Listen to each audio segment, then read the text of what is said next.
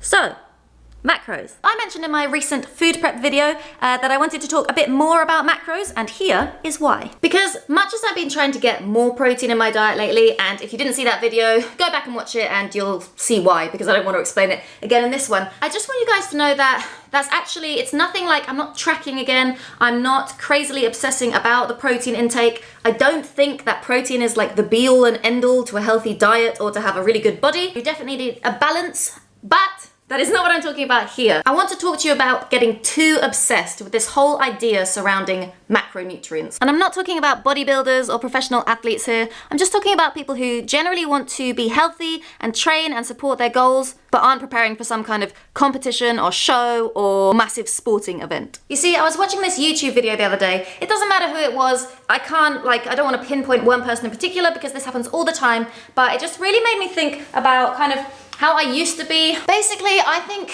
when you get too obsessed with the numbers and like tracking too much, you can fall into something which you think is really healthy and you start off with good intentions, but in the end, it just means that you're kind of turning what you thought was a healthy diet into something that's not really healthy at all. I mean, hear me out. I kind of feel like every week some brand comes out with some new product that is high protein and low calorie and low carb, and they're usually affiliated, or there are bloggers and influencers and YouTubers and Instagrammers that are affiliated with these brands that sell them. Well, don't sell them, but they recommend them because they get sent them, they fit into their macros, into their diets perfectly, so they love them, and they tell other people to go and buy them. And on their what I eat in a days, they tend to say, I'm gonna eat this today, or I'm gonna try out this new product, and it looks great. It looks great because it fits my macros perfectly. It's got awesome macros. Let me show you them.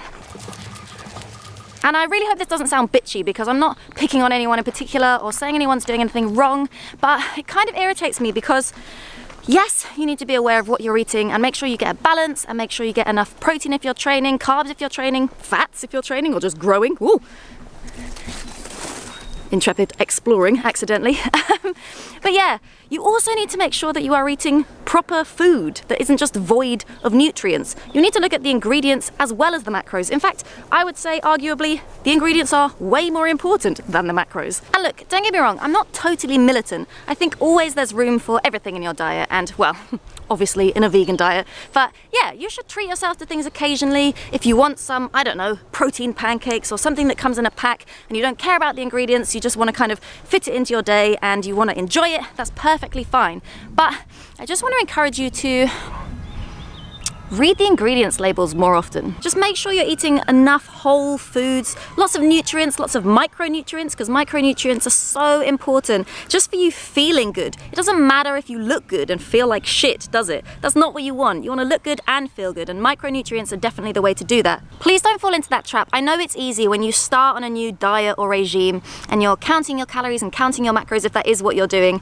It's really easy to fall into the trap of kind of trying to fit the numbers exactly, and you feel so accomplished when you hit that exact protein, carb, fat count, and your calories are perfectly on point. But at the end of the day, if you're getting there by just nutrient void foods, if you're choosing to have, I don't know, let's say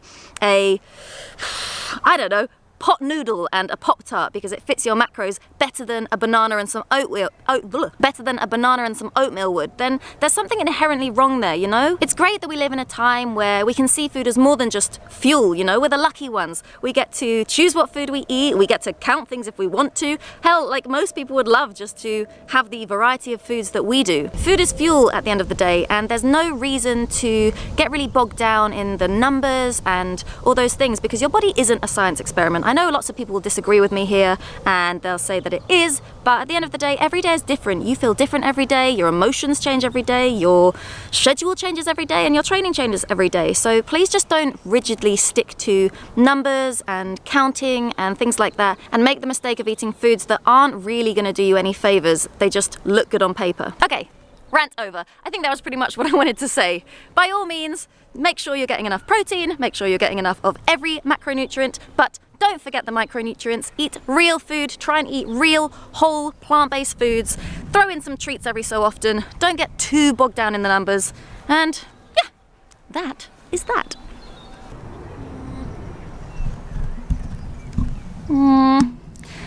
I'm really hoping this cloudy sky clears up. I am planning to train outside in this very park with Jose later on today, so let's just hope so, eh?